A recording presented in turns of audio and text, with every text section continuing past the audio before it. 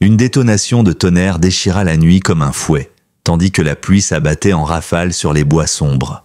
Recroquevillée contre un tronc d'arbre abattu, une fillette de 10 ans, Ellie Carter, tremblait de tout son corps, sa respiration haletante saccadait l'air glacial, chaque inspiration lui brûlait les poumons, l'eau ruisselait sur son visage, se mêlant à ses larmes qu'elle ne pouvait plus contrôler. Elle était perdue, seule, et sa ventoline était vide. « Papa !» murmura-t-elle d'une voix à peine audible, sachant pertinemment que personne ne l'entendrait. Soudain, un grondement rauque fendit le fracas de l'orage. Ellie se figea, le cœur battant à tout rompre. À une vingtaine de mètres, une silhouette massive se détacha de l'obscurité. Un chien, un berger allemand au pelage couvert de boue et de sang séché, visiblement blessé, qui boitait sévèrement. Ses oreilles se redressèrent légèrement à la voix de la fillette. Derrière eux, 2 faisceaux lumineux percèrent la pluie, balayant les arbres. Un pick-up s'était arrêté plus loin sur le chemin détrempé. 2 hommes en sortirent, torches à la main, fouillant les buissons avec insistance. Le chien, malgré sa blessure, se plaça instinctivement entre Ellie et les inconnus. Son dos se hérissa, un grondement sourd vibrant dans sa poitrine comme une mise en garde. « La voilà, la gamine !» lança l'un des hommes d'un ton pressé. « Et regarde qui l'a trouvée avant nous !» La main tremblante, Ellie effleura le flanc du chien, sentant sous ses doigts la chaleur de sa fourrure détrempée. C'était lui, le chien qu'elle avait récupéré au marché 3 semaines plus tôt. 5 $, 5 pauvres dollars, c'est tout ce qu'elle avait payé pour ce chien cassé, abandonné, et maintenant il était tout ce qui la séparait de l'intention trouble de ces 2 inconnus. Laissez un j'aime et partagez vos pensées en commentaire, ainsi que la ville depuis laquelle vous nous regardez. Et maintenant, poursuivons l'histoire et... Revenons quelques semaines en arrière. Depuis la grande inondation, la ville de Pembroke n'était plus la même. Les eaux s'étaient retirées depuis 6 mois, mais les stigmates étaient encore visibles à chaque coin de rue. Des toitures recouvertes de bâches bleues, des maisons réduites à des charpentes dénudées, comme autant de squelettes dressés contre le ciel. Le quartier avait perdu de ses habitants, beaucoup étaient partis reconstruire ailleurs. Ceux qui étaient restés, eux, partageaient une ténacité presque viscérale, comme enracinés dans les collines du nord du Montana. Ellie vivait avec son père dans une modeste maison à 2 chambres sur les hauteurs de Maple Hollow, assez éloignée du lit de la rivière pour avoir échappé au pire. Petite pour son âge, Ellie avait cette énergie silencieuse qui la rendait difficile à cerner. Sa chevelure auburn échappait sans cesse à la tresse qu'elle s'acharnait à refaire chaque matin. Et ses yeux noisettes, immenses, observaient le monde avec une attention telle qu'elle mettait souvent les adultes mal à l'aise. L'asthme faisait partie de sa vie depuis toujours. Son inhalateur était devenu une extension de sa main. Son père, Aaron Carter, l'élevait seul depuis la mort de sa femme, Lorraine, emportée par une pneumonie quand Ellie avait à peine 4 ans. Ancien sergent de l'armée, Aaron avait fait 3 missions en Irak avant de revenir s'installer ici, dans sa ville natale. Il travaillait désormais au dépôt de bois local, enchaînant des quarts de travail interminables pour subvenir à leurs besoins. Son regard portait des années de fatigue, ses tempes grisonnaient prématurément. Il parlait rarement de ses années de service, mais parfois, la nuit, ses cauchemars résonnaient à travers les murs de la maison. Tous les après-midi, pendant qu'Aaron travaillait, c'était Madame Langley, leur voisine de 78 ans, qui gardait Ellie. Malgré ses articulations déformées par l'arthrite, la vieille dame continuait de préparer les meilleurs biscuits à la cannelle de tout le comté. Ellie adorait ses récits sur l'ancien Pembroke, ses souvenirs de guerre et de foires d'antan. De l'autre côté de la rue vivait Monsieur Holloway, un éleveur de volailles aussi grincheux qu'un hiver sans soleil. Il détestait les enfants, le bruit et surtout les chiens. Il gardait toujours son fusil près de la porte, prêt à abattre le moindre animal qui s'approchait de ses précieuses poules. Et puis, il y avait docteur Mélanie Rhodes, la vétérinaire du coin, douce, compétente, au sourire tendre. Aaron ne l'admettait pas encore, mais ses regards vers elle s'étaient fait plus fréquents. C'est dans ce décor qu'un jour, un samedi matin ordinaire, Ellie et Madame Langley s'étaient rendues au vieux marché couvert, à la sortie de la ville. Une mosaïque de stands délabrés où l'on vendait des pots de confiture maison, des objets anciens et parfois des trésors inattendus. Ellie adorait cet endroit. Les effluves de pain chaud et de meubles cirés s'y mélangeaient comme dans un rêve. Tandis que Madame Langley négociait une réduction sur un pot de confiture au mur, Ellie entendit des cris depuis un recoin du marché. La voix de Garrison Bell, le ferrailleur local, tonnait « Sale clébard, retourne d'où tu viens avant que je t'y renvoie à coups de balai. » Curieuse, Ellie s'approcha d'un étal couvert de carillons en bois. Elle aperçut Belle, furieux, en train de brandir un balai vers quelque chose sous sa table. Un couinement plaintif suivit, puis un gémissement qui lui serra le cœur. « Madame Langlais, je vais voir ce qu'il se passe là-bas, » dit-elle en s'éloignant. « Ne t'approche pas trop de ce vieux rustre, » répondit la vieille dame. « Il est aussi aimable que sa ferraille. » Ellie s'avança prudemment. Belle la remarqua immédiatement. « Qu'est-ce que tu veux, la môme ?» grogna-t-il. « Il y a un chien sous la table ?»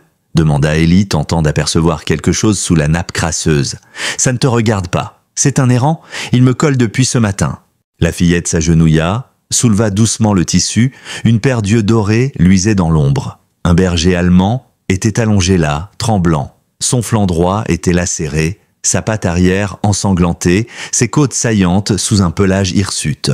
« Il est blessé ?» dit-elle, indignée. « Il a besoin d'un médecin. Et de nourriture. » Belle haussa les épaules. « Pas mon problème. Je l'ai trouvé près de la casse, sans doute fauché par une bagnole. » Le chien ne la quittait pas des yeux malgré la douleur. Il ne semblait pas fuir, juste observer. Ellie sentit quelque chose se nouer dans sa poitrine. « Je vais le prendre » dit-elle déterminée. Belle éclata de rire. « Tu veux de Stados, fillette ?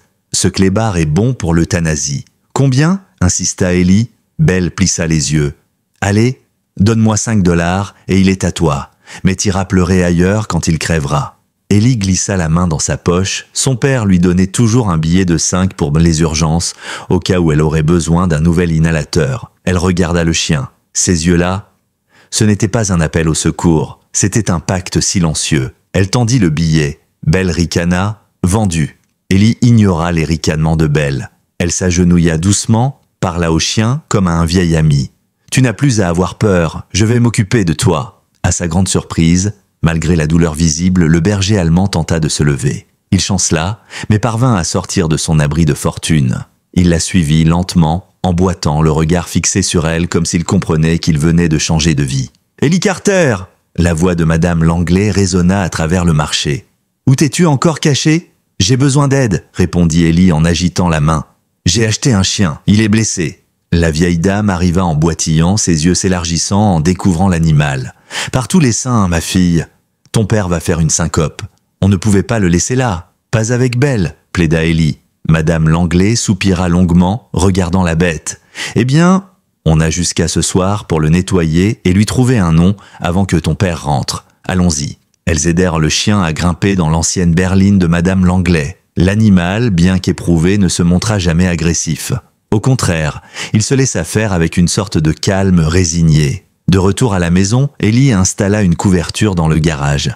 Elle remplit une gamelle d'eau que le chien vida en quelques secondes, puis courut au magasin du coin acheter des bandages et du désinfectant avec l'argent qui lui restait de son anniversaire. Le chien la regardait faire avec une patience silencieuse, parfois lui léchant la main comme pour la remercier. Lorsqu'elle nettoya sa patte blessée, elle découvrit un objet métallique caché dans son pelage.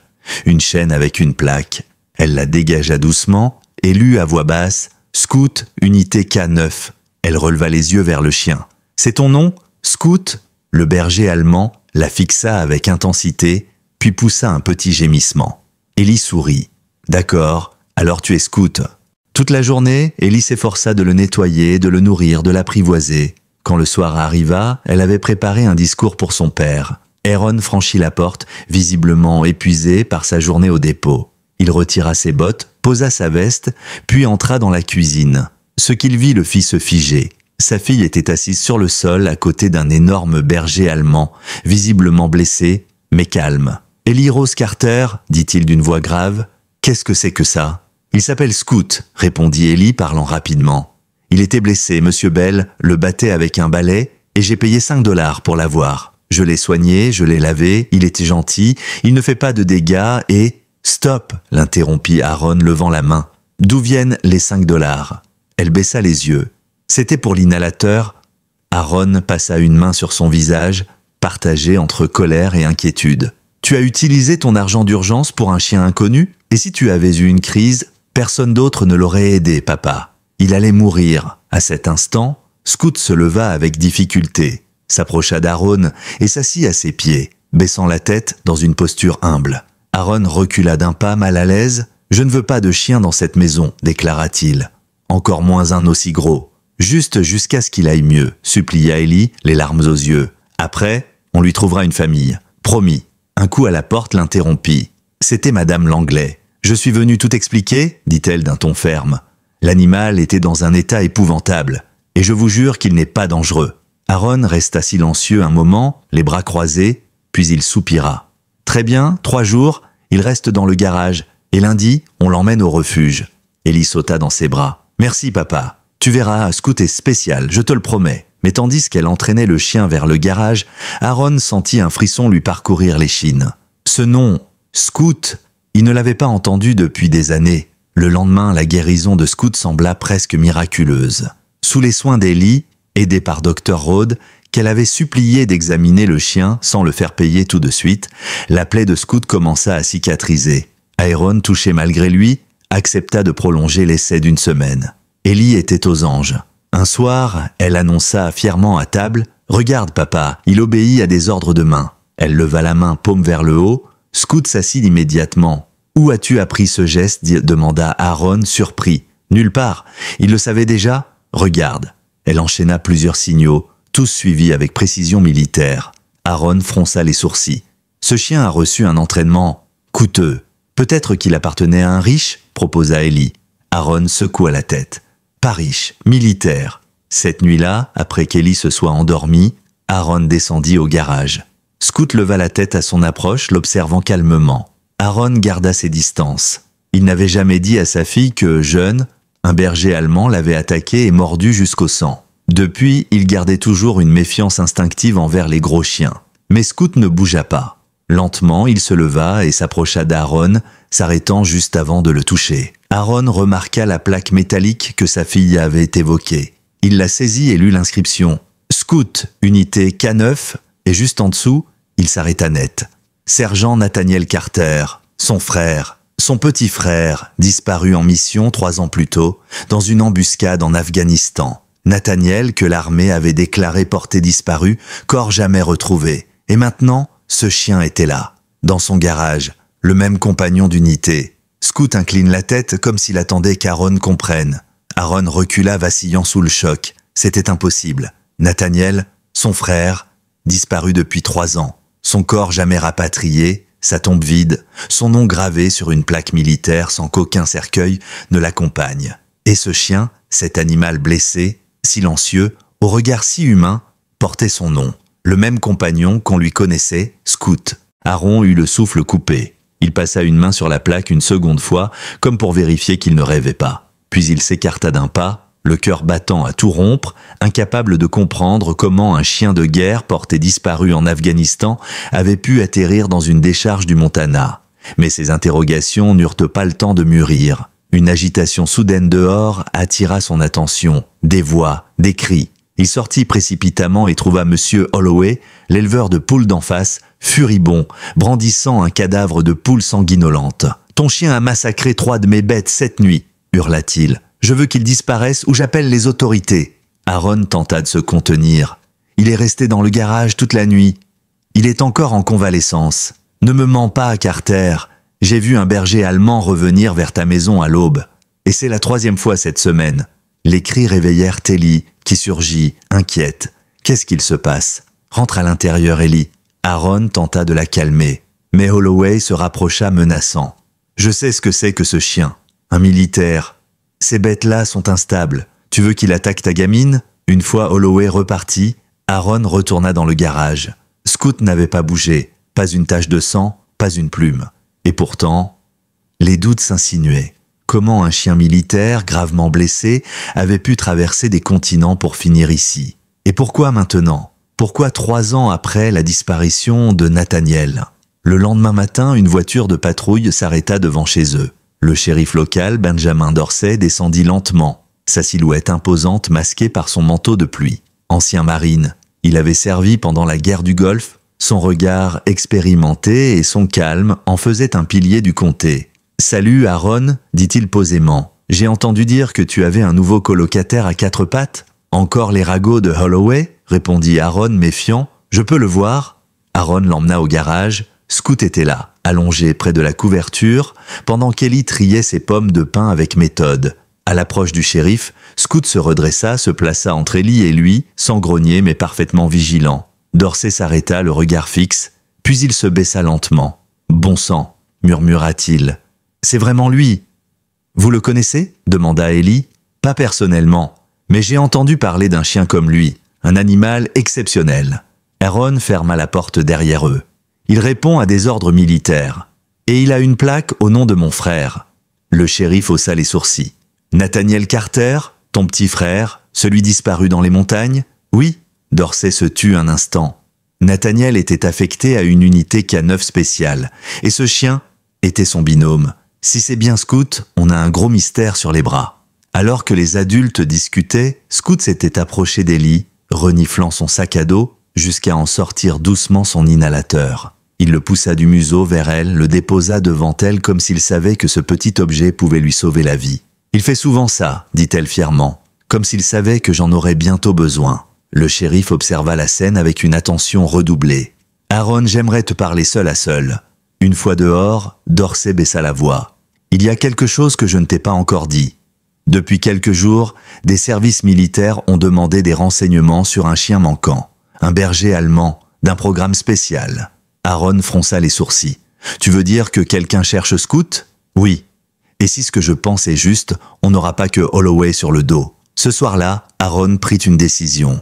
Il s'assit avec Ellie pour lui parler franchement. « Scoot peut rester une semaine de plus, » annonça-t-il. « Mais ensuite, on devra envisager d'autres options. » Ellie secoua la tête. « Papa, il s'améliore chaque jour. Il veille sur moi. Il n'aboie même pas sur le facteur. Il pourrait appartenir à quelqu'un d'autre, Ellie, à quelqu'un qui le cherche. Mais Monsieur Bell a dit qu'il était errant. Bell raconte beaucoup d'âneries. Mais ce chien a reçu une formation et la plaque porte le nom de ton oncle Nate. » Les yeux d'Ellie s'arrondirent. « L'oncle Nate, celui qui est mort dans la guerre ? » ?»« Oui. Et c'est ce qui rend la chose très étrange. » Cette nuit-là, incapable de trouver le sommeil, Ellie descendit dans le garage. Scoot l'accueillit d'un coup de museau, puis se coucha près d'elle. Elle lui parla doucement, les doigts glissant dans son pelage encore rêche. « Tu as connu l'oncle Nate, hein ? Papa n'en parle pas souvent, ça le rend triste. » Scoot ferma les yeux, posant sa tête contre la jambe de la fillette, mais soudain, il se redressa, ses oreilles dressées, son corps tendu. Il s'approche de la porte, attentif. Ellie l'imita, un bruit, des pneus sur le gravier, un véhicule noir sans phare passait lentement devant leur maison, pour la 3e fois depuis la tombée de la nuit. Le matin suivant, Aaron se leva tôt. Il avait mal dormi, hanté par l'image du véhicule noir rôdant dans la nuit. Il jeta un œil à son téléphone, écran noir, batterie morte. Il soupira, puis se dirigea vers la cuisine. Scoot était assis près de la porte, parfaitement réveillé, comme s'il montait la garde depuis l'aube. Ce n'était plus de la coïncidence. Le chien pressentait quelque chose, il observait les alentours avec une concentration presque humaine. Ses muscles toujours prêts à réagir, Aaron s'agenouilla devant lui. « Tu sais ce qui se passe, pas vrai ?» demanda-t-il à voix basse. Le chien incline légèrement la tête. « Tu sais des choses que moi, j'ignore. » Ce matin-là, il décida d'agir. Il déposa Ellie chez Madame Langlais, lui recommandant de ne laisser entrer personne. Puis il revint chercher Scoot. « On va aller voir quelqu'un » murmura-t-il au chien en ouvrant la portière de sa camionnette. Scoot sauta à l'intérieur avec une agilité surprenante pour un animal encore convalescent. Pendant tout le trajet jusqu'à Greenvale, la ville voisine, Aaron sentit les yeux du chien sur lui, comme s'il comprenait chaque mot, chaque geste. Il ne fit pas un bruit, ne bougea presque pas. 2 heures plus tard, ils arrivaient devant le centre des anciens combattants de Greenvale, un bâtiment de briques modestes au drapeau américain flottant devant l'entrée. Aaron s'y était rendu une seule fois après sa dernière mission, quand les cauchemars étaient encore trop vifs. Il laissa Scoot dans le camion, les fenêtres entr'ouvertes, puis entra dans le bâtiment. À l'accueil, une femme d'une 50aine d'années, au visage chaleureux, le salua. « Je peux vous aider ? Je cherche le major Harold Bennett. Il est là aujourd'hui ? Je vais le prévenir. Puis-je dire qui le demande ? Sergent Aaron Carter. C'est à propos de mon frère Nathaniel. » 10 minutes plus tard, Aaron était introduit dans un bureau sobre, où Harold Bennett, ancien gradé à la carrure solide et aux cheveux d'argent, l'attendait. « Carter, voilà un nom que je n'avais pas entendu depuis longtemps. » Il tendit la main. « Installez-vous. Qu'est-ce qui vous amène ?» Aaron s'assit tendu. « Je crois que le chien de mon frère est revenu. » Le visage du major changea immédiatement. « Scout ?» Aaron hocha la tête. « Il est dans mon camion. Je sais que ça paraît dingue, mais il est entraîné. Il réagit aux ordres. Il a des plaques avec le nom de Nate. Il s'est présenté à nous comme s'il avait été guidé. » Bennett se leva, traversa la pièce à grandes enjambées. « Montrez-moi. » Lorsqu'ils revinrent près du véhicule, Scout était debout sur la banquette, attentif. En voyant Bennett, il se redressa, sa posture militaire revenue en un instant. Il descendit du camion, s'assit face au major, la tête droite, l'œil vigilant. « Mon Dieu !» souffla Bennett. « C'est vraiment lui. » Ils restèrent là un instant, muets, le major manifestement ému. Puis ils revinrent à l'intérieur. Bennett scanna la puce de Scout à l'aide d'un appareil portable. Les données apparurent aussitôt. Le chien était bien identifié. Scout, unité K9, affecté au sergent Nathaniel Carter. « Il a survécu », murmura Bennett. « C'est un miracle. » Il se tourna vers Aaron. « Ton frère n'était pas dans une unité ordinaire. Il appartenait à une section spécialisée dans les opérations sensibles. Et Scout était une légende. Ce chien n'était pas seulement un pisteur. Il savait détecter des explosifs, des équipements électroniques, même certaines substances chimiques spécifiques. S'il était si précieux, pourquoi a-t-on déclaré sa mort si vite ? Demanda Aaron. Le major détourna le regard. On a cherché, pendant des mois, mais aucune trace. On a fini par penser que lui et Nathaniel avaient été pris ensemble. Peut-être tués, peut-être capturés. Aaron croisa les bras. Alors comment est-il arrivé ici, au Montana, dans une casse ? C'est ce qu'on va devoir découvrir. Ils échangèrent encore quelques informations, puis le major ajouta, plus grave, « Sois prudent, Aaron. Si des gens cherchent ce chien, ce n'est pas par nostalgie. Scout représente des millions en recherche. S'ils pensent pouvoir exploiter ce qu'il sait, ils n'hésiteront pas à le récupérer. » En retournant chez lui, Aaron avait la mâchoire crispée. Les mots du major résonnaient dans sa tête. Scout était bien le chien de Nathaniel. Et il était revenu, ici, après avoir traversé le monde. Pourquoi maintenant ? Et pourquoi autour de leur maison, ce pick-up noir qui tournait en rond depuis plusieurs nuits ? Lorsqu'il arriva, il trouva la voiture du shérif Dorsey garée devant le porche. Madame Langley et Ellie étaient sur les marches. Dorsey se leva à son approche. « On a un problème, dit-il. Holloway a déposé une plainte officielle. Il exige que le chien soit retiré de la ville. » Ellie s'interposa aussitôt. « Ce n'est pas juste, Scout n'a rien fait. Monsieur Holloway est méchant, il a peur des chiens. » Le shérif tenta de l'apaiser, mais son ton était grave. « Il y a des règlements, Ellie. On ne peut pas garder un chien de ce type sans autorisation. Surtout s'il est identifié comme chien militaire. » Aaron le dévisagea. « Comment sais-tu qu'il était militaire ? Je n'ai confirmé cela que ce matin. » Dorsey hésita, puis désigna sa voiture. « Viens, on doit parler. » Une fois seul, le shérif reprit. « J'ai servi avec Nate. Pas directement. Mais on était déployés sur la même base. Je reconnaîtrais ce chien entre mille. Quand je l'ai vu l'autre jour, j'ai su. Mais officiellement, Scout est censé être mort. » Aaron inspira lentement. « Et alors ? J'ai fait quelques recherches.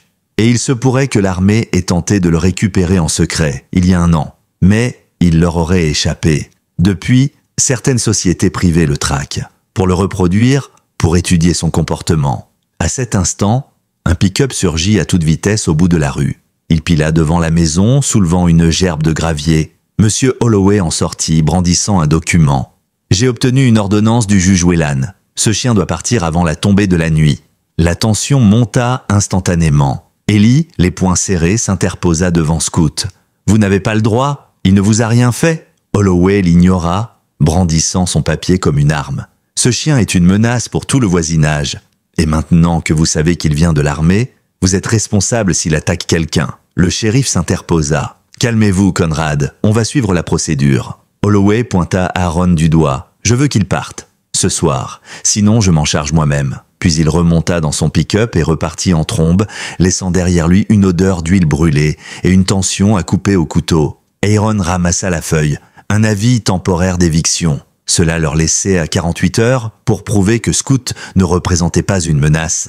48 heures pour protéger un chien que quelqu'un voulait visiblement retrouver à tout prix. Ce soir-là, la pluie se mit à tomber, froide et fine, comme une couverture d'inquiétude sur la maison. Ellie ne mangea presque rien. Scout resta près d'elle, le museau posé sur ses genoux, comme s'il sentait que son avenir se jouait là, dans le silence d'un dîner écourté. Aaron ne disait rien, il réfléchissait. À voix basse, il murmura « Si ce chien a traversé des milliers de kilomètres pour revenir, ce n'est pas pour finir abattu par un voisin borné. Au même moment, dans une chambre d'hôtel, à la sortie de Pinbrook, 2 hommes en costume observaient l'écran d'un ordinateur portable. Sur les images captées par un drone, on voyait Scoot sortir du garage pour jouer avec Ellie. L'un des hommes, un certain Dr Lang, spécialiste en comportement animal, nota quelque chose dans un carnet.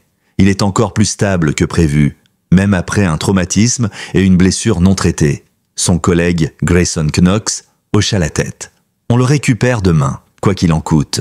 Le lendemain matin, Ellie se leva tôt. Elle avait un plan. Si elle pouvait prouver que Scoot n'était pas dangereux, peut-être que le juge Whelan reviendrait sur sa décision. Elle prit son sac, y glissa son inhalateur et s'élança vers le cabinet vétérinaire de Dr Rhodes. La vétérinaire l'accueillit avec surprise. « Déjà debout, jeune fille ?» Ellie expliqua tout. L'ordonnance, la plainte de Holloway, la menace sur Scoot.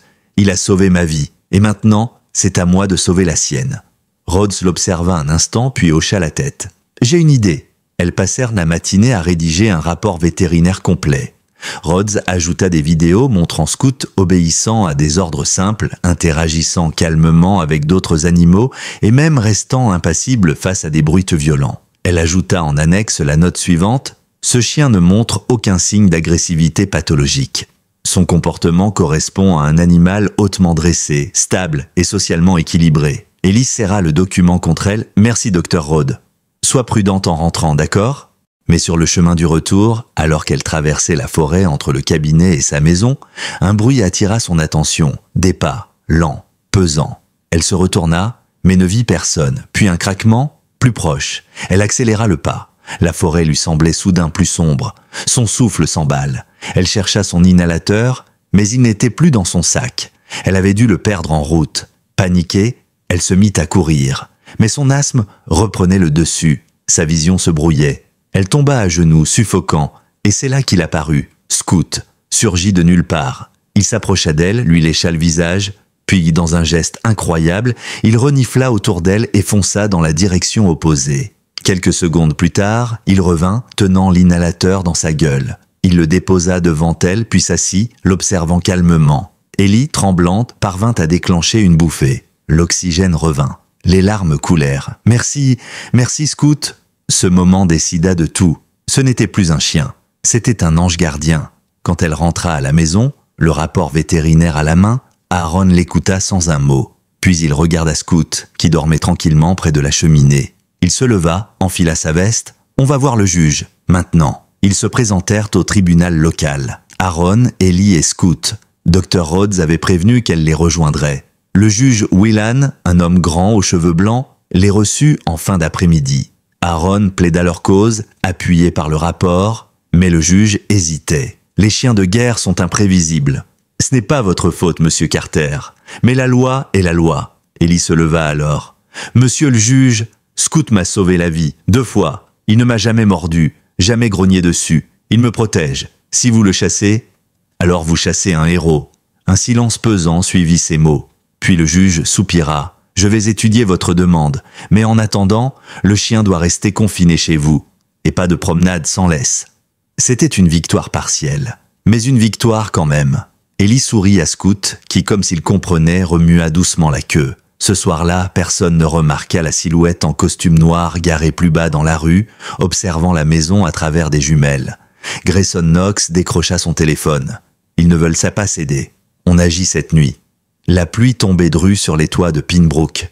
Dans la maison des Carter, les lumières étaient tamisées. Aaron, assis dans le salon, feuilletait un ancien album photo, des clichés de son frère Nathaniel, tout sourire, en uniforme, bras autour du cou de Scoot. À côté de lui, Ellie s'était endormie sur le canapé, une couverture sur les épaules. Scoot allongé à ses pieds, toujours en alerte. Aaron regarda l'animal. « Tu as traversé un enfer pour revenir ici », murmura-t-il. « Pourquoi ? Qu'est-ce que tu veux me dire, vieux ?» Scoot leva la tête. Dans ses yeux brillait quelque chose de bien plus profond que de la fidélité, comme une promesse ou peut-être un dernier message. Pendant ce temps, à quelques pâtés de maison de là, une camionnette noire s'arrêta sans bruit sur un terrain vague. À son bord, Grayson Knox et son équipe déballaient du matériel. Seringues tranquillisantes, filets, lunettes thermiques. Knox tapota son oreillette. « Équipe Alpha, vous entrez côté Est ?» Bravo, côté ouest. Le chien est notre priorité. Aucune trace, aucun bruit. Il coupa la radio, sortit une photographie de Scout posée sur la table de la cuisine, entourée d'Ellie et d'Aaron. Il la froissa entre ses doigts. Il ne doit pas disparaître encore une fois. Aux alentours de minuit, Scout se redressa brusquement. Il grogna, faible mais clair, et se dirigea vers la porte d'entrée. Aaron, immédiatement en éveil, se leva. Il attrapa sa vieille lampe torche et ouvrit lentement. Rien. Le vent balayait les feuilles mouillées sur le perron. Mais Scout n'avait pas bougé. Il fixait l'obscurité. Aaron referma, inquiet. « Tu m'inquiètes, mon gars ?» Il alla se recoucher sur le canapé. Mais à peine avait-il fermé les yeux qu'un craquement retentit. Cette fois, pas dehors. Dans le couloir, Scout bondit sans un bruit, ses pattes à peine audibles sur le parquet. Il se positionna devant la chambre d'Ellie, oreilles dressées, muscles tendus. Aaron, réveillé d'un coup, se leva à son tour, attrapa la batte de baseball qu'il gardait près de l'entrée. Il s'approche lentement. Et là, dans l'ombre du couloir, une silhouette.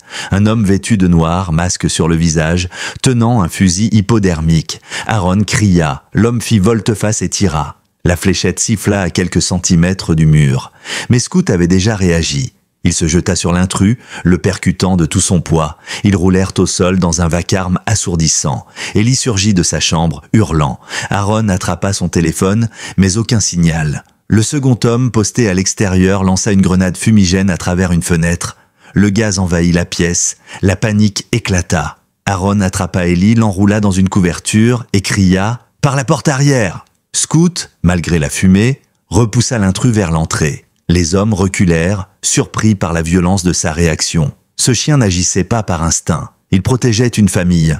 Il défendait un foyer. Aaron, Ellie et Scout s'enfuirent par l'arrière, se faufilant dans les bois. La pluie avait redoublé, rendant chaque pas glissant. Mais Scout ouvrait la voie, bondissant dans la boue, s'arrêtant à chaque carrefour pour s'assurer qu'il le suivait. Ils atteignirent une vieille cabane de pêche abandonnée près du lac. À bout de souffle, Aaron barricada la porte. Qu'est-ce que c'était que ça? Qui étaient ces types? Ellie, grelottant, serra Scout contre elle. Le chien semblait indemne, mais dans ses yeux, il y avait quelque chose de nouveau. Une rage silencieuse, un feu ancien rallumé. À l'aube, Aaron prit une décision. Il sortit son téléphone satellite d'urgence, rangé depuis des années dans un tiroir. Il composa un numéro qu'il espérait ne jamais devoir appeler. « Docteur Evelyn Shepard, c'est Aaron Carter, j'ai besoin de votre aide. » L'appel se termina par une promesse, elle arriverait avant midi. À 11h précises, une Jeep kaki s'arrêta dans un nuage de poussière près de la cabane. En descendit une femme d'une 50aine d'années, cheveux courts, regard d'acier, vêtue d'une veste militaire usée. Dr Shepard avait été la psychologue militaire de Nathaniel. Elle connaissait Scout, elle l'avait vu à l'entraînement. Lorsqu'elle pénétra dans la cabane et vit le chien, elle s'agenouilla, posa une main sur sa tête. « Tu es revenu ?» murmura-t-elle. Scout poussa un léger gémissement, posa la tête contre son épaule. Puis elle se tourna vers Aaron. « Vous êtes dans une tempête, sergent, et je suis ici pour vous aider à y survivre. » En quelques minutes, elle dressa un tableau glaçant. L'unité à laquelle appartenait Scout a été dissoute, officiellement, mais officieusement, elle continue d'exister entre les mains d'un sous-traitant privé. Ce programme cherche à recréer des chiens comme lui, mais il n'y arrive pas. Il est unique, c'est pour ça qu'ils le veulent. Pour ses gènes, pour sa mémoire, pour ses réactions, ils le voient comme un prototype. Aaron pinça les lèvres. « Et ils envoient des commandos pour le kidnapper ?» Shepard hocha la tête. « Ils l'ont fait ailleurs. 2 fois, mais jamais un chien ne s'est défendu comme Scout. » Elle observa Ellie, recroquevillée près du poêle à bois. « Mais il n'est plus le même. Il est attaché à elle. Il ne survivra pas à une autre séparation. » Aaron fixa le feu. « Alors on le protège. » Shepard hocha lentement la tête. « Je vais vous aider, mais il faudra sortir de l'ombre, dévoiler la vérité, ou ils ne s'arrêteront jamais. » Aaron Carter n'avait jamais imaginé devoir retourner à l'état-major de la garde nationale de Helena, encore moins accompagné de sa fille et d'un chien militaire recherché. Mais maintenant qu'il savait qui poursuivait Scout, il n'y avait plus de place pour l'hésitation. Avec Dr Shepard à leur côté, ils disposaient d'une chance, peut-être la dernière, de révéler la vérité. Ils roulèrent toute la matinée dans le silence, croisant des pins tordus par le vent, des villages déserts et des souvenirs enchevêtrés dans chaque virage.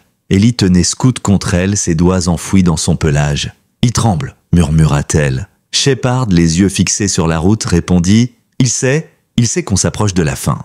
À leur arrivée au QG, un homme les attendait. Grand, silhouette imposante, regard sombre, il portait l'uniforme avec une rigidité presque théâtrale. Le colonel Martin Harlan, ancien superviseur du programme K9, spécial, n'était pas connu pour sa tendresse. Il serra la main d'Aaron avec une fermeté glaciale. « Vous avez de la chance que Shepard m'ait prévenu. Normalement, j'aurais déjà envoyé une unité vous récupérer. » Aaron ne fléchit pas. Ce chien a risqué sa vie pour revenir. Il mérite mieux que d'être disséqué dans un laboratoire privé. Harlan haussa un sourcil. C'est pourtant ce qui arrive aux ressources militaires non restituées.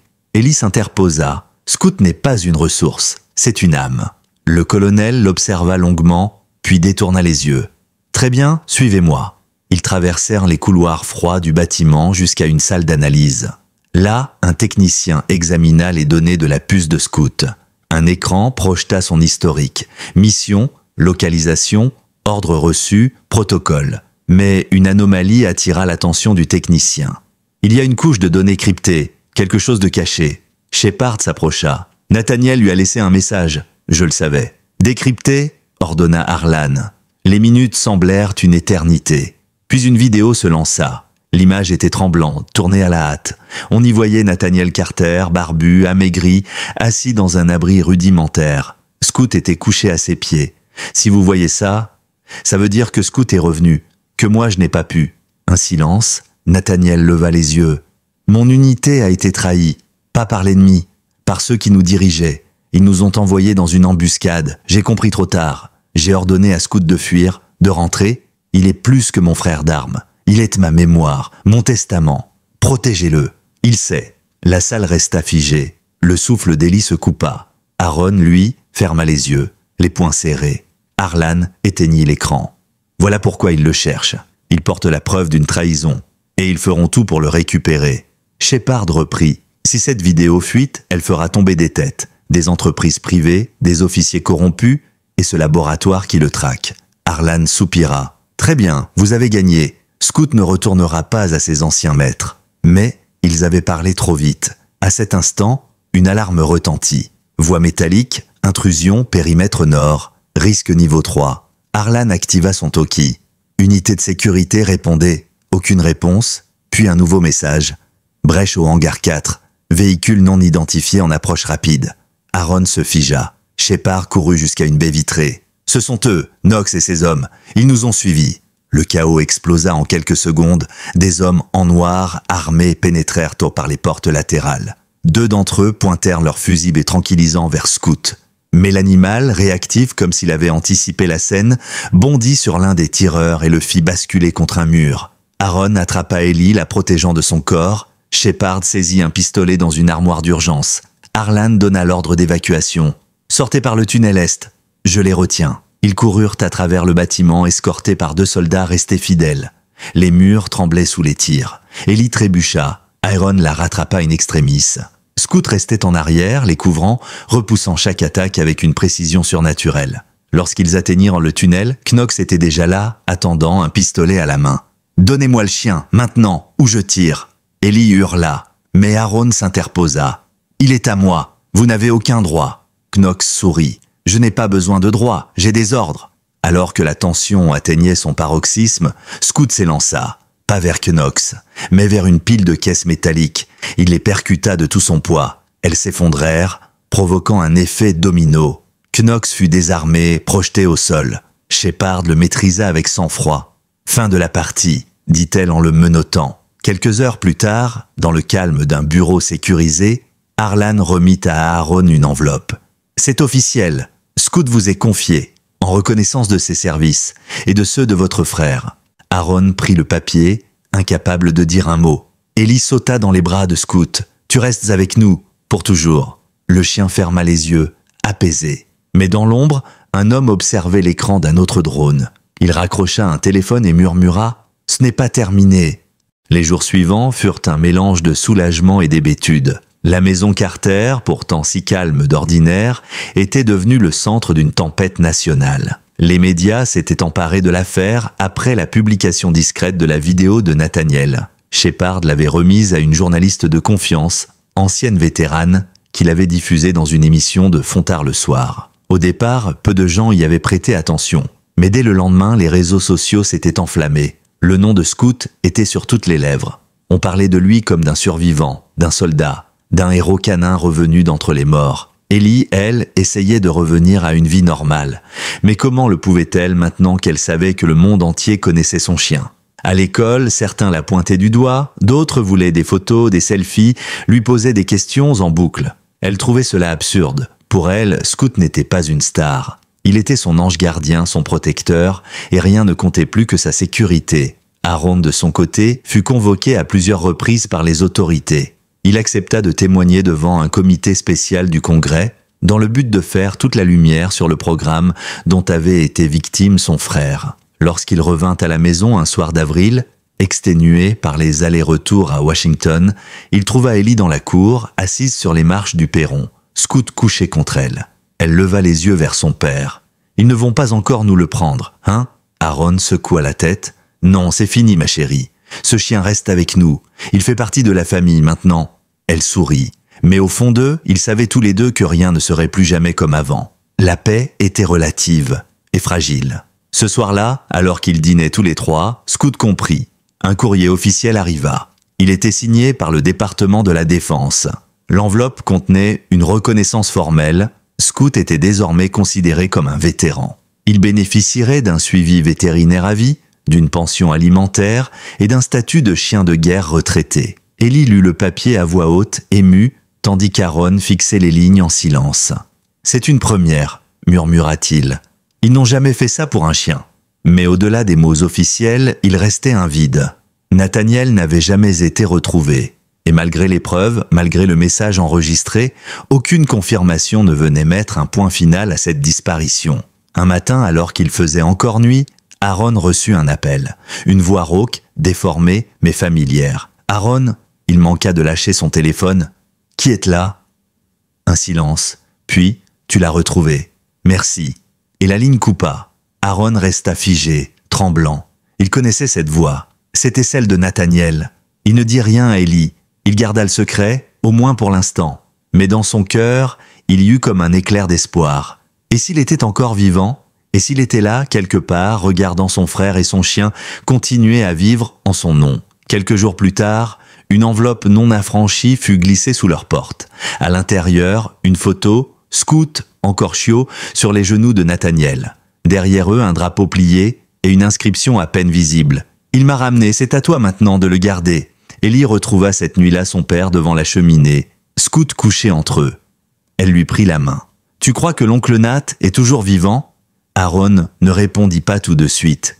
Puis il hocha lentement la tête. « J'en suis persuadé. » Elle sourit doucement. « Alors on l'attendra ensemble. Lui et tous ceux qui, comme Scout, essaient de rentrer à la maison. » Le chien leva la tête, les observa, puis posa son museau contre les jambes d'Ellie. Et dans ce silence lourd de souvenirs, de blessures et de résilience, une certitude se forma. Peu importe le passé, ils étaient désormais une famille. Une famille reconstruite à travers les ruines d'un programme militaire, à travers le regard fidèle d'un chien revenu des enfers. Mais au-delà de leur rue, bien plus loin, un homme marchait le long d'une frontière boisée. Il avait la barbe longue, les vêtements en lambeaux, mais ses yeux brillaient de lucidité. Il tenait dans la main une radio brisée et autour de son cou, un collier identique à celui que portait Scout. Nathaniel Carter était bel et bien vivant, et il avançait pas à pas vers la maison qu'il n'avait jamais cessé de chercher.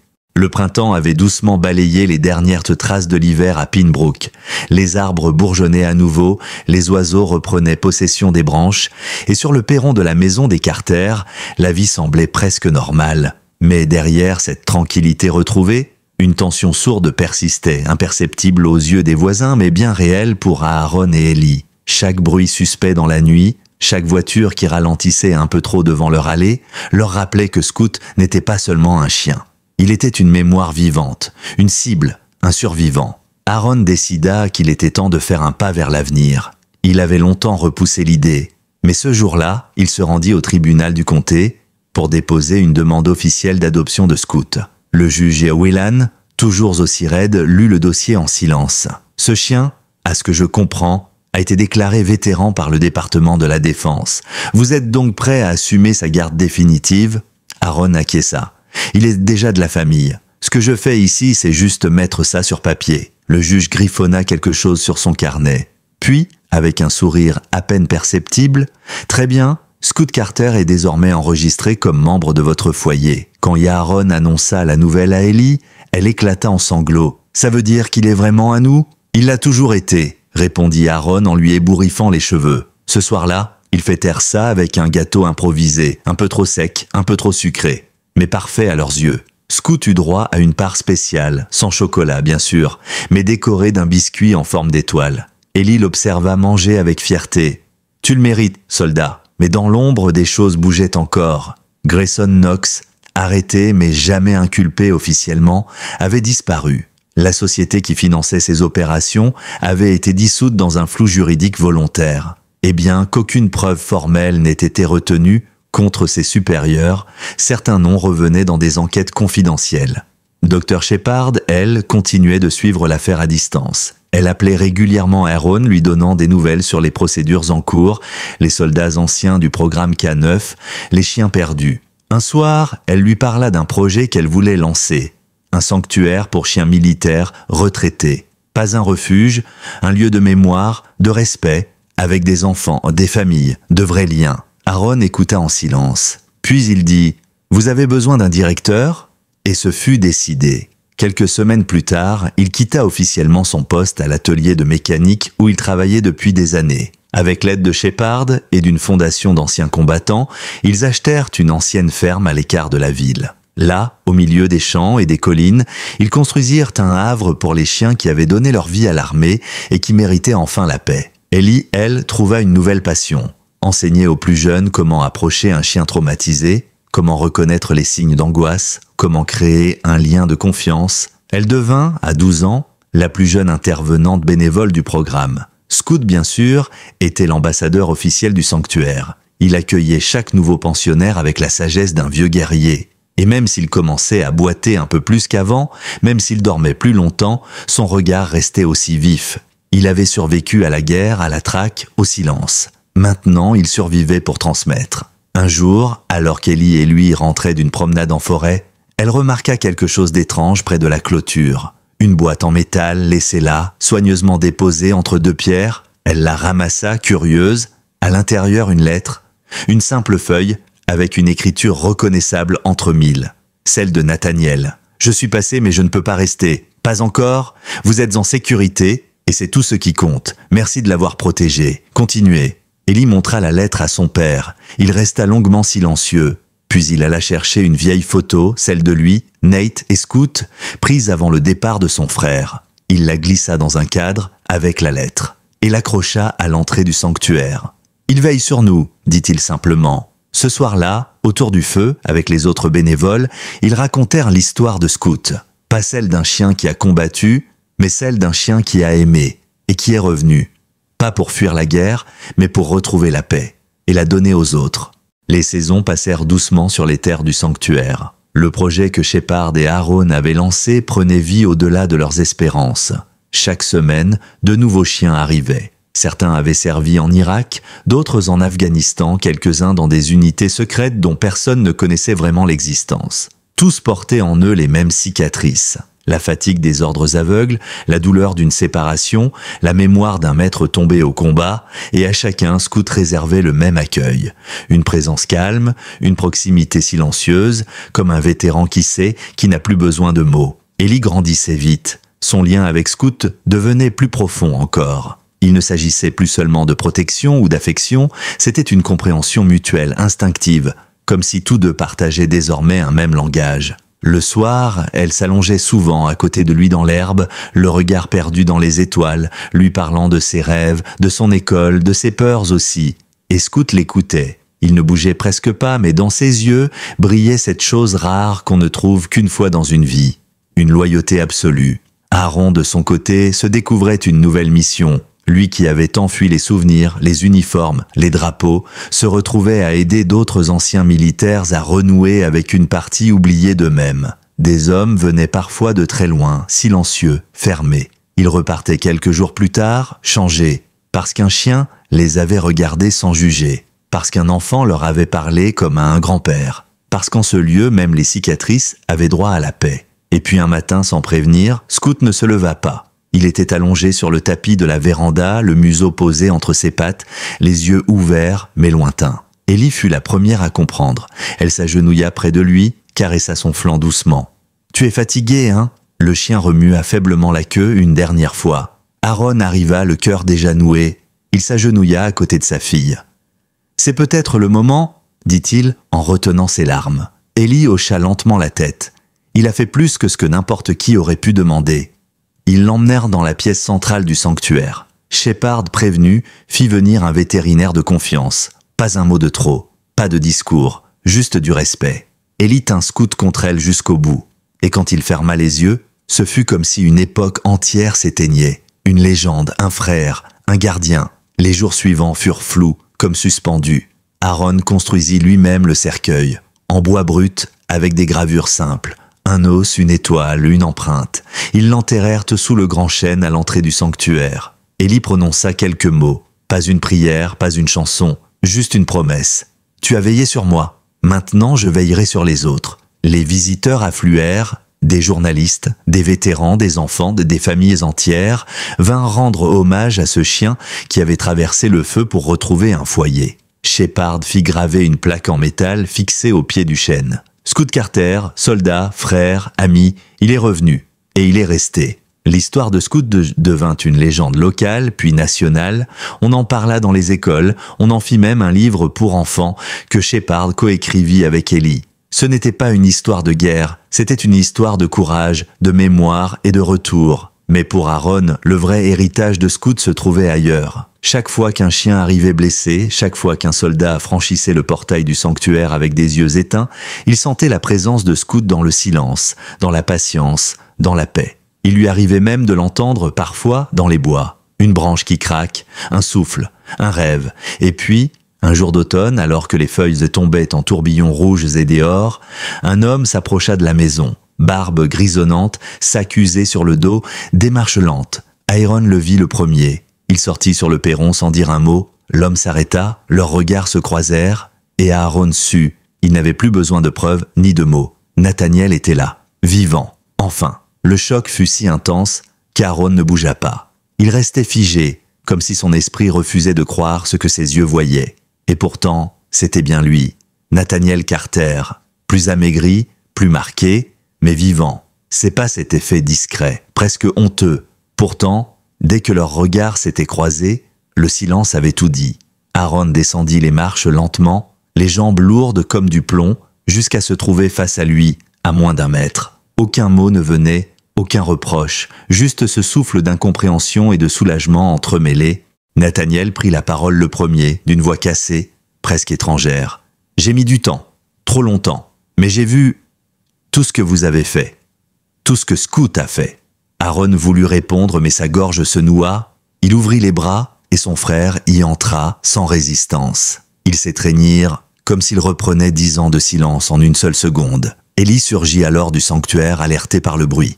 Lorsqu'elle vit l'homme, elle resta interdite. « C'est toi ?» murmura-t-elle. Nathaniel s'agenouilla, posa son sac à terre. « Tu dois être Ellie. On m'a beaucoup parlé de toi. » Elle s'approcha, méfiante d'abord, puis émue. Elle le serra timidement. « Scout t'a attendu. Il t'a trouvé. » Les yeux de Nathaniel s'emplirent de larmes. « Et vous l'avez sauvé. » Ils l'installèrent dans une petite chambre du sanctuaire, près de celle où dormait Ellie. Nathaniel ne posait pas de questions, ne réclamait rien. Il semblait juste heureux d'être là, comme s'il craignait que tout disparaisse à nouveau. Shepard arriva 2 jours plus tard. Lorsqu'elle le vit, elle resta un moment sans rien dire, puis elle le gifla, fort avant de l'étreindre comme une mère. « Tu es un idiot, tu aurais pu mourir là-bas. »« J'ai cru que c'était mieux ainsi, » répondit-il. « Pour Aaron, pour le programme, pour Scout. »« Non, » répondit-elle sèchement. « Ce n'est jamais mieux d'abandonner ceux qui t'aiment. » Nathaniel raconta tout, les mois de fuite, les souvenirs brisés, la paranoïa, les traques, la peur constante d'être capturé. Il avait vu les images de Scout, il avait reconnu la ville, la maison, mais il n'avait pas osé revenir tout de suite. Il voulait être sûr que tout était fini, que son retour n'apporterait plus de danger. Aaron écoutait sans l'interrompre. Il comprenait. Ce n'était pas de la lâcheté, c'était de la protection, mal exprimée, mal orientée, mais réel. Et maintenant que tout était terminé, il n'y avait plus qu'à reconstruire. Ensemble, ils décidèrent de ne rien médiatiser, pas pour l'instant. Le retour de Nathaniel devait rester intime. Ce n'était pas une revanche ni une démonstration. C'était une renaissance. Il commença à travailler au sanctuaire, d'abord de petites tâches, nourrir les chiens, réparer des clôtures, trier les dossiers. Puis, peu à peu, il reprit confiance. Son regard s'éclaircissait, sa voix redevenait stable. Ellie adorait passer du temps avec lui. Il lui montrait les vieux tours que Scout connaissait, ceux qu'il lui avait enseignés, les signaux, les gestes secrets. Elle les reproduisait avec les nouveaux chiens, riant à chaque erreur, recommençant inlassablement. Un soir, ils s'assirent tous les trois près de la tombe de Scout. Nathaniel posa une main sur la pierre. « J'aurais voulu être là. Pour lui, pour vous. » Aaron le regarda. « Tu étais là. Dans ce qu'il a fait, dans ce qu'il est devenu. Il nous a ramenés ensemble. C'est tout ce qui compte. » Le silence s'installa. Pas pesant, apaisé, Ellie leva les yeux. Je pense qu'il savait tout ça. C'est pour ça qu'il s'est battu. Quelques semaines plus tard, un groupe scolaire visita le sanctuaire. Ellie leur fit la visite comme d'habitude. Mais ce jour-là, elle demanda à Nathaniel de raconter l'histoire de Scout. Il hésita puis accepta. Sa voix tremblait au début, puis s'affermit. Il parle de la guerre, du dressage, de la perte, puis de la fuite, de la peur, du retour. Il termina en disant « Ce chien n'était pas un soldat, c'était un ami, et c'est ça, sa vraie mission. » Les enfants applaudirent. Une fillette leva la main. « Et il est où maintenant, Scout ?» Ellie sourit. « Il veille, juste là. Il veille sur nous tous. » Et elle désigna le grand chêne. À cet instant, une brise douce souleva les feuilles mortes autour de la pierre tombale, comme un souffle de gratitude venu d'ailleurs. Ils restèrent là, unis, liés par une histoire qui avait traversé l'injustice, le silence, la guerre et la mort. L'été arriva sans fracas, porté par les chants des grillons et les longues soirées où le soleil tardait à disparaître derrière les collines. Le sanctuaire de Carter's Hill, comme on l'appelait désormais, accueillait plus de monde que jamais. Des vétérans, des familles, des bénévoles, mais aussi des âmes en quête de sens. Des gens cabossés, perdus, venus chercher dans le regard d'un chien ce qu'ils n'avaient trouvé nulle part ailleurs, l'acceptation, la patience, la paix. Nathaniel, désormais réhabilité officiellement, n'avait jamais voulu redevenir un symbole. Mais bien malgré lui, son retour avait touché un nombre incalculable de gens. L'histoire de Scout avait été adaptée en documentaire, diffusée lors d'un festival indépendant. Aaron et Ellie y apparaissaient sobrement. Nathaniel, lui, n'y figurait qu'à travers les mots des autres, par choix. Ce n'était pas son histoire, c'était celle de Scout, du chien revenu contre toutes les probabilités, porteur d'un message, d'un lien brisé qu'il avait recousu fil après fil au prix de sa propre vie. Un jour, Aaron reçut une lettre d'un jeune garçon vivant à des milliers de kilomètres. Il avait perdu son père, militaire décédé en opération. Il écrivait « Je croyais que les chiens, c'était juste pour jouer. Mais maintenant, je sais qu'ils peuvent aussi aimer plus fort que certains humains. » La lettre était simple. Mais Aaron l'a relue plusieurs fois. Elle symbolisait ce que Scout avait accompli. Ce que peu d'hommes, et encore moins d'animaux, parviennent à transmettre. Une lumière dans les ténèbres. La vie continua. Ellie grandit. À 15 ans, elle devint co-responsable d'un programme éducatif pour enfants traumatisés, intégrant les chiens du sanctuaire dans des ateliers de confiance et de reconstruction émotionnelle. Elle avait hérité du calme de son père, de l'intuition de Shepard et de la ténacité de Nathaniel. Mais par-dessus tout, elle portait en elle quelque chose de plus rare encore, la mémoire vivante de Scout. Chaque conseil qu'elle donnait, chaque main qu'elle guidait vers une truffe tremblante, chaque regard qu'elle partageait avec un chien craintif était teinté de cette connexion unique qu'elle avait eue avec lui. Le sanctuaire s'agrandit. Une deuxième aile fut construite. On y grava une phrase au-dessus de l'entrée. « Il ne demande rien, mais il nous donne tout. » Une devise simple que tous comprenaient, même les visiteurs les plus distants. Et chaque année, le 14 mars, une cérémonie avait lieu sous le grand chêne. On y racontait l'histoire de Scout, on déposait des fleurs, des photos, des laisses usées, des médailles. Nathaniel lisait parfois des extraits de son journal. Ellie y chantait doucement, une mélodie qu'elle avait composée lorsqu'elle avait 10 ans et que Scout dormait à ses pieds. Parfois, les journalistes demandaient « Pourquoi continuer à raconter cette histoire ?»